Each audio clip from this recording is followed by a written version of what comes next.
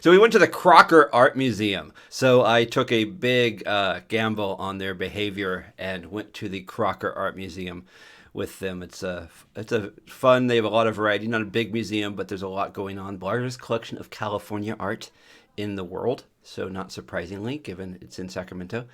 And they did very well. So we were there from 10 to just before 2, and I could realize it was time to go because they had stopped looking at the art and were just walking by. And but other than that, we had lunch. It was a fine day all around of noticing and talking about contemporary art, and they had some Native American exhibits that were particularly conversation worthy.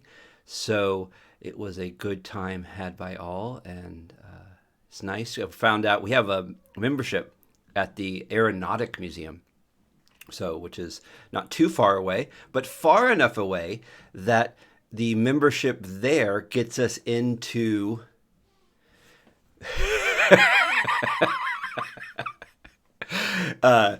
Crocker Art Museum. I was gonna have a conversation with with Amy about what Oliver was noticing. They had some not some ancient and older Papua New Guinea and African art that was very anatomically exaggerated, and they were very observant. And being the see, this is way to parent, right? This is here we're going to bring it back to theology. Here's the challenge for me. Do I expose them to the global kind of art in which they are seeing things which they probably wouldn't be at all seeing on TV, and talk about it artistically to kind of give them a sense of culture, or do I quickly shuffle them by and hide them? And I chose a middle ground. I'll have you know, I was the ancient the masks and the statues that were there from Asia and Africa and Papua New Guinea and places like we looked at. We didn't, we talked about how artistic and how clothing and representation and all the rest. But I did hurry them by the more scandalous contemporary art that had nudity, because that was more contemporarily problematic. So I may have failed in some ways, but hopefully I have children who are very comfortable in their own bodies or something, right?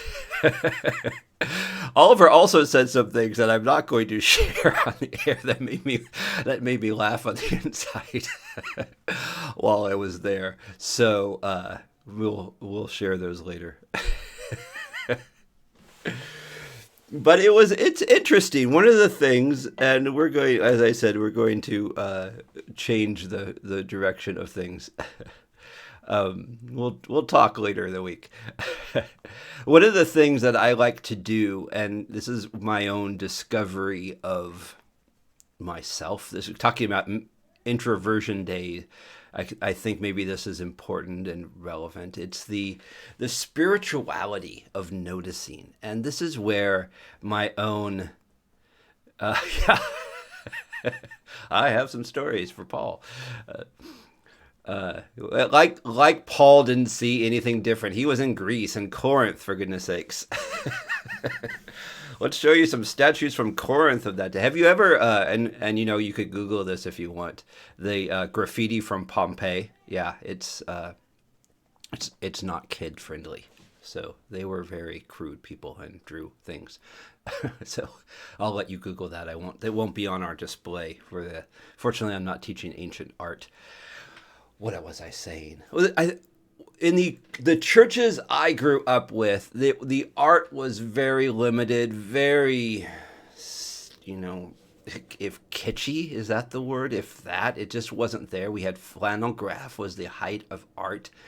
And we have this great tradition in Christian history of art and culture and all the rest. And when I went away to college and we studied this more, not safe for worship, that's right. It's a whole new category. it was this real big discovery of learning that there's this richness of Christian culture that is not necessarily represented in what we think about Christian culture in our era. When you say the phrase Christian culture, you pretty much are talking about a lot of really kitschy art or stories or movies, or was the Left Behind series, and it's just this whole culture of this kind of, it's, God bless the people who are blessed by that, but it's not really contributing to the richness of beauty and truth in our world. And it's hard to navigate that because people see this stuff, and this stuff then is supposed to represent the God, and people say, well, this is your God. It's not very creative, and yet go outside and look around, and like there's this beauty and creativity, and there's this beauty of imagination that is drawn into even us. And that imagination, I think, is part of not only what makes us human, but also makes us these spiritual beings able to participate and reflect God. I once did a study on beauty. So when I say I did a paper, that sounds like alienating. I need to, adjust that. I once did a study. No, what's the word? Now I'm stuck with what's the language. I'll just jump right in. Right here's you're seeing my thought processes behind the scenes curtain. The beauty is really this experience of goodness in this world, and I realize as I've looked and come to terms with beauty, that what makes something beautiful. I mean, we can say, "Oh, that is beautiful," but what's that in us? Do animals have a sense of beauty? If you have dogs, I've seen times where there's like they'll look at something and they're like, "There's an aesthetic there," but there's something about us that connects with something beautiful. That if we were these concrete, purely mundane things and always pragmatic, we wouldn't get drawn into. And yet there's something in us that looks at a sunset and says, that's beautiful. Why is it beautiful? It's our closest nearby star, appearing like it's descending as our world turns, and that's it. It's purely scientific. We can boil it down to prosaic language, but there's something about this moment that happens, this moment in which the colors start changing, and the sky both brightens and darkens at the same time, and we look at that and we want to be near someone because we say, that's beautiful. And you're left with this moment. I was walking outside getting the mail, and there was this beautiful sunset out there, and I'm like, oh, it's glorious. Well, what is that? And my conclusion is we want it to mean something, and there's so often we want everything to have some kind of meaning or purpose, but there's this thing about a beauty, about a sunset, that is just pure enjoyment. And I like to think when God said, I'm going to create the world, what did he say in Genesis? Going back to our creation study, he said, this is good. And there are moments in which we look around and we look at a beautiful sunset, we say, this is good. And I think that's a moment in which we're standing there with God saying, yeah, we agree.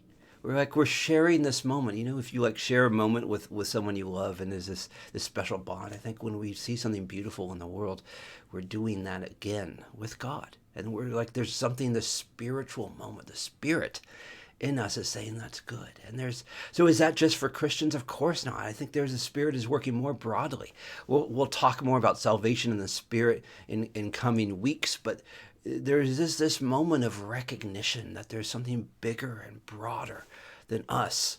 And so I've realized that when I get stuck working or get stuck in the chaos of life or get stuck just trying to make do, I get locked into certain patterns and I lose the ability to notice. And that ability to notice is this wonderful moment of, I think, being able to hear from God and be able to hear from ourselves. And good evening. These moments of beauty, and yet sometimes I'm not able to go to nature. The best places for me are always like go to the forest or go to somewhere. But sometimes that's not always the best. And sometimes you get too comfortable in a certain place. So what I've learned I've liked to do, and I've done this now more intentionally over the years, is go to a museum. And you'll see things that are beautiful, but you also see things that are different. And when we went to the museum this morning on the drive in, I told my kids that the goal of going to a museum is to learn how to notice again, and to notice what's going on in the art, and notice what's going on in the colors and the designs. And especially when we first got there, when everyone was feeling more alert, we spent they were just highlighting and pointing things out and noticing, and I was pointing things out. And I told them that one reason I wanted to bring them was so they can help me notice, and it invites them in. It's not just looking at art to analyze. And I get so frustrated with a lot of the critic approaches, not necessarily the negative kind, but even just the kind of the analysis. And I've always been a big reader, but I've never been a literature guy who likes to analyze what's going on in the story. And I've always liked art and things like that, but I've never wanted. My art history class was, I think, one of my lowest grades in school. There was various reasons for that, but one reason was because it was all about look at this, analyze it. And for me, I just want to draw in and help it remind me. Sometimes beauty does that, sometimes non-beauty. Sometimes we have to be reminded of certain things. The display on Native Americans was partially some Native American art, and especially some pottery, both old and contemporary pottery. They had a whole exhibit, but they also had an exhibit on the treatment of Native Americans in California over the last many hundred years. And if you know anything about history, you know that Native Americans weren't treated at all well in California. In fact, the Native Americans in California have been some of the worst treated, because even to this day, some of the tribes that were exterminated haven't been recognized by the federal government because there are so few people left, and that's changing. Or they take on the names like what's called the Mission Band of Indians. Those, they actually have their own names. We lock them into this experience of narrow definition based on what happened in the Spanish missions, and then what later on what happened when the United States came in. And there's this beauty in some of that art, but there's also this difficulty. But it reminds us of what it means to be human, both in the lofty ways. We can create beauty, we can notice things, we can share these moments together, but we can also share these moments of darkness together. And we can get caught up in our cycles of trying to make our way so much that we start pushing people out. And I mean, isn't traffic is both prosaic but constant example of we just want to get forward and we don't care what anyone else's life is. And so we just push and prod and move people out of the way just to make ourselves get forward. And sometimes that has minor consequences of just making people mad or angry, and sometimes it has these huge consequences. Because why is it the Native American population in California was exterminated? Because first of all, you had these groups of people who just wanted the land, and then in the beginning, in the late 1840s, you had this whole influx of people who just wanted gold. Well, why do they want gold? Well, they were having family problems or issues with money back home, so they were hoping to get something from themselves, and it's this never-ending cycle. And there's always this justification why we do it, and yet we don't see the mirror. And you need art and other elements like that to put a mirror in front, because this isn't just things that have happened long ago. It's not just things that were, look at what those people did 150, 200 years ago. We're human. And in being human, that same tendency is in us. And that's what this whole discussion we've been going through really has been about, has been not how can we talk about this being that's way out there we can pretend is helping us. It's really this way to come to terms with what it means to be human. How have we been created? And this testimony, we talked the first week about the story.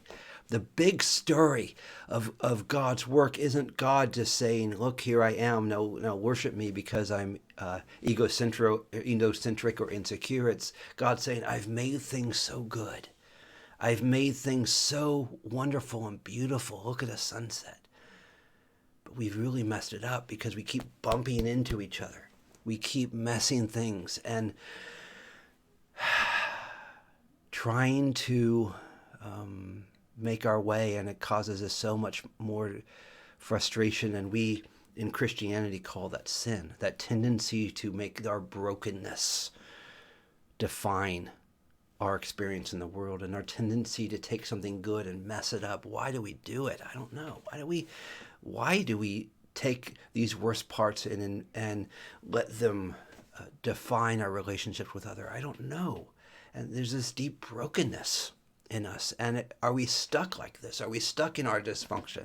Are we stuck in our brokenness? Are we stuck in our discouragement? Are we stuck even in decisions we made 20 years ago or 10 years ago or last week that came out of a time of our own brokenness or weakness, but then seemed to put us on this path of never-ending frustrations and troubles? Are we stuck in that? And this is where the testimony of Christianity enters in and says, no, you're not stuck. That doesn't have to define you.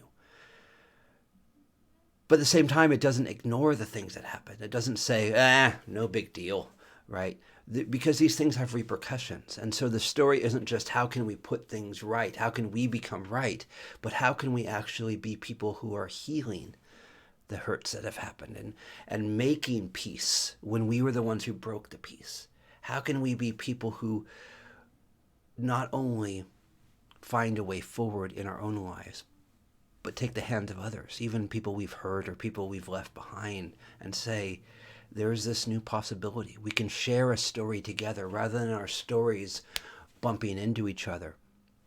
We can share a story. And that then is really what Christianity is emphasizing. It's not this give up your own identity and get trapped in these groups of people who just want to take away all your fun and undermine things at its best. And I'm not denying that there are worse parts, there are worse expressions, but again, this is part of my goal, is to speak into the story of Christianity as a way of reminding even Christians who we are, so that we can be the kind of people we're supposed to be. That's my job, actually. That's what I get paid to do in teaching seminary. There's this invitation in that says we can't fix what is broken. We can't fix the ways we have messed up. We can't fix the past. We can't fix time. But this is where the hope comes. The hope is that it's not up to us to fix it. It's not up to us figuring out the right thing. Our calling in this is to say, I'm done. I can't do it. But to then also hear that there's a different story. Because what we talked about in the last few weeks, the story of the cross. You had so many different stories happening and so many different versions of how to make the best life. Live your best life. Everyone wants to say that, live your best life. And everyone's best life is filled with chaos and struggle and frustration and frenzy and worry that we're not going to get that life next week, even if we have these brief glimpses of our best life. And yet we're caught up in this world. And so few people experience it.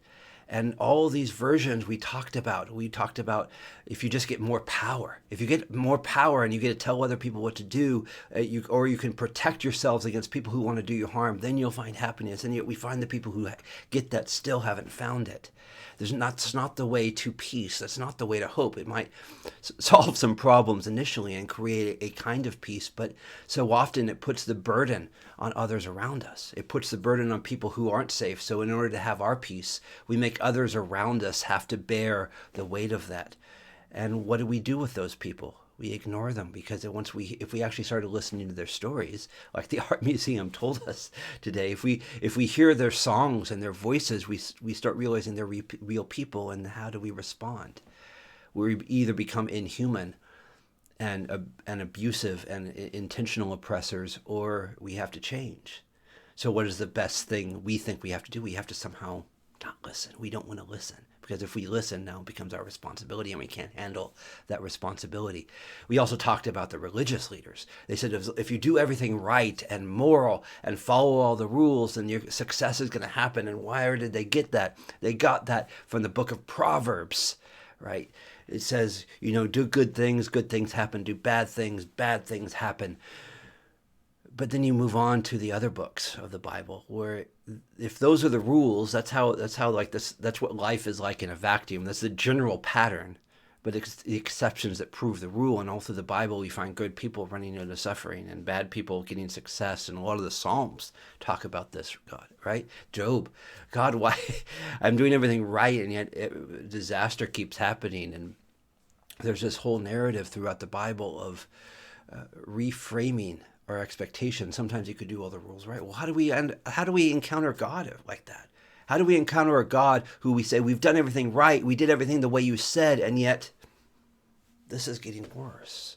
The religious leader says, we're saying, let's just do more, or we're using their religious authority, people's a sense of death and life and hopes in light of the eternal sense of being, and they were taking advantage of that for their own wealth or for their own power.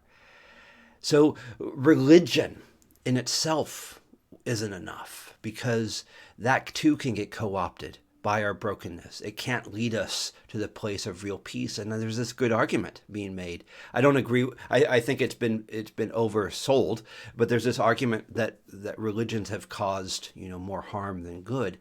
Well, the reason why so many believe that statement is because there's so many examples of how it's true. The religious wars, and it's people using religion to justify other things, but it's still religion at the core. And you can get to the point where there's this no true Scotsman fallacy, this idea that anytime someone points to a way something isn't right, you'll say, well, that isn't really the thing, and you never, is there any true religion? And that's the challenge, because there's this truth that is brokenness.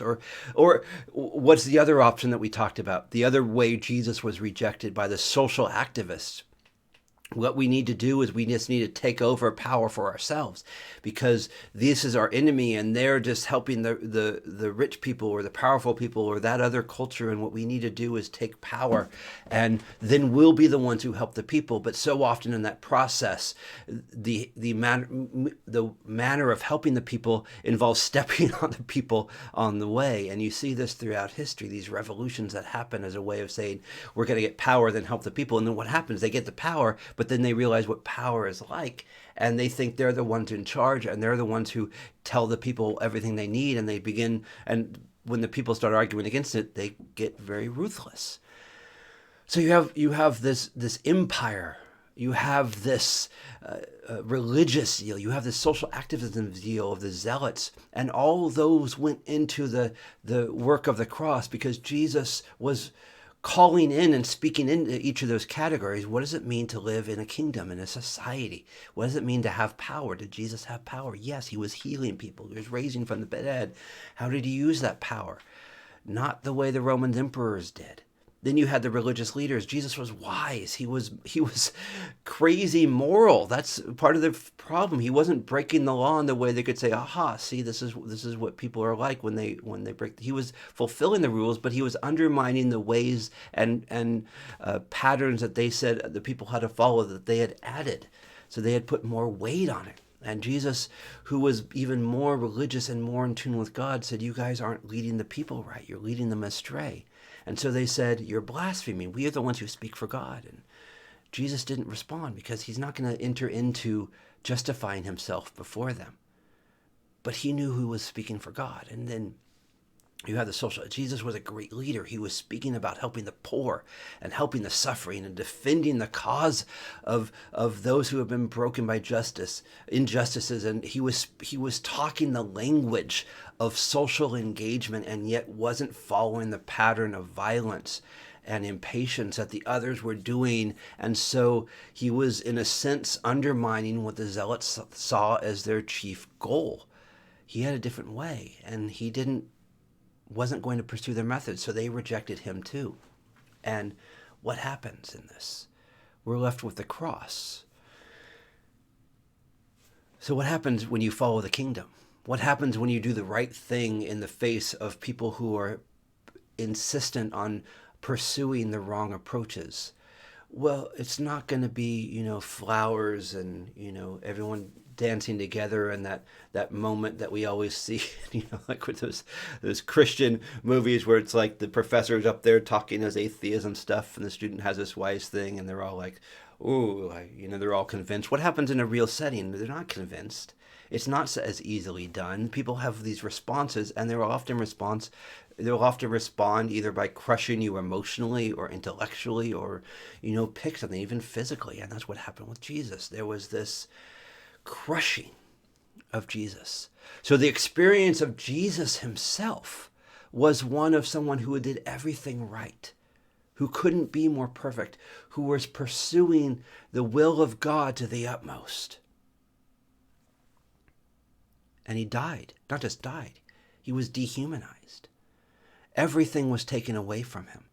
In his pursuit of truth, in his expression of truth, in his expression that there's this different way to live in the world, he experienced the world's response to that kind of message. Get out of our way. We don't want to hear it. And not only do we want to hear it, we can't deal with the responsibility or we don't trust you, so we're going to stop you. And you're not going to infect this into the other people, because what if they listen? What if they hear that politics, the way of empire, isn't the way of hope? What if they hear if the religious structures and these lofty leaders of religions aren't the way to our access with God? What if they hear if violence or the other methods of imposing our rule over and against others, even for supposedly good causes, isn't actually going to help? He was broken down. He was made nothing. And that's the irony. And this is what I think the early Christians get, that we really struggle to. And what I struggle to really understand is because I really have this proverb sense of justice still. And one of the longest struggles in my life over the decades has been trying to come to the terms with this very clear message of what the cross was saying. That sometimes when you are in tune with God and saying, wait a second, what are we doing here? You're not going to get these hugs and kisses. You're going to have people say, what are you up to? Get out of here. And that's the tension, because we hear that and we think, well, where's God gone to? Where's God in all this? Isn't God going to help me? God, why have you forsaken me? I mean, that's what Jesus said on the cross. We read the book of Acts and others, and we see that this wasn't an end to that cycle. That when Paul was preaching the gospel, he often had these wonderful responses, but also sometimes had this great amount of rejection, beaten, thrown into prison. I mean, go down the list, and he's saying that there's this way he's resonating with the message of God. Well, how do we handle that? Because it doesn't fit with our sense of justice. And this is where, as we go forward, and we're going to continue on, and I have this picture up there, but we're not going to get into it this time. This is my shorter version of transition, because what we're doing here at this point is we're moving from the life of Jesus as the expression of life, and moving into a different kind of category where we feel alone, we feel isolated, we feel the tension of having been on the cusp of victory. Jesus is among us, God is among us, and now God's dead. Well, what do? We so often want to jump ahead to the resurrection. We so often want to jump into the songs of praise, and we don't sit with the fact that Jesus was dead. And dead for 3 days. That's dead, right? There's no coming back from that. The religious leaders were right. That's the challenge. He wasn't just killed. If he had popped right back up and said, "Ha, you can't catch me," he'd be the gingerbread man, right? No. We have this story of, for a few days, the disciples, the people of Jerusalem, their leaders, knew that Jesus was wrong. Jesus was cursed. Jesus was broken by Rome. Jesus was rejected by the people. well, who's right? When I say who speaks for God, the religious leaders say, ha ha, well, we do, because look at that guy. When we say who speaks for the world, the Romans would say, ha ha, we do. Look at that guy. Now, they say it in Latin, right? And the Jewish leaders would say it in Aramaic, and the Zealots would say, well, look at this guy, can't even save himself. How's he going to help the poor and the suffering? Yeah, maybe he can have a tax collector or two give away their money, but there's a bigger picture here. We're looking at the big picture, and this small little guy can't even do that. And so for a number of days, they thought Jesus was wrong, but even more, his disciples thought Jesus was wrong. And we who know the story, as we'll get into, quickly leave that tension. But in leaving that tension, we actually ignore the tension in our own lives and our own suffering and our own challenges, where we say, where is God in this? Why are we dealing with this? It seems so unfair. Look at those other people. They're doing much less good than we are, and yet they're not having to deal with this stuff. And we start trying then to argue against God and lose that edge of faith, that promise, because this is where the story not only isn't pushed aside, but this is where holding on to the story of God's work becomes more important, because if we don't keep in mind the story of God's work, we can get caught in this place of death, this place of suffering, this place of just mundane discouragement that afflicts us. And we can walk away. Almost everyone I know who's ever left the faith, so few have done it in an actual moment of serious crisis. Almost all of them have done it because life just wasn't clicking for them, and they just lost that feeling. They lost that sense of presence, and often because they were just being pulled gently away. And they didn't keep in mind God's faithfulness in the long run. And that's where we're entering into this moment of faith. And what is faith? We haven't really talked about that. What is faith? Faith is, some people use faith as like believing in something that you don't have proof of. And that's one way, or use the term faith to say that's this thing we believe, like among all the other things we believe. And it's really a misunderstanding of how Scripture uses the word faith. Rather than use faith as a synonym for belief, which is how often used, think of faith as a synonym for trust. Do you have faith in God? Do you trust God? Now, we don't trust God because we woke up one day and said, well, we're going to, draw a picture, and this is going to be our thing we believe in that's outside of us so that we can have some sense of self. Those of us who are drawn into faith and trust have examples for us, whether people we know or stories we've heard or experiences with God. Everyone I know who's ever the great theologian, they often have this very mystical kind of experience of leading them into this place of trust. And this is how the Bible itself does it, right? Jesus didn't say, I'm going to die, now trust me. He said, I'm going to raise someone from the dead. And he did. He said, I'm going to heal this person. And he did. He said, I'm going to feed these people. And he did. So he was, the journey of Jesus in his life was showing the disciples that they could trust him. And then, in the moment in which they had to wait and be patient with Jesus after he died, that is when their trust began to become real. Did they really trust him? We find this in the Exodus narrative as well. This idea that God said, I'm going to free you from Egypt. And this narrative goes, he did.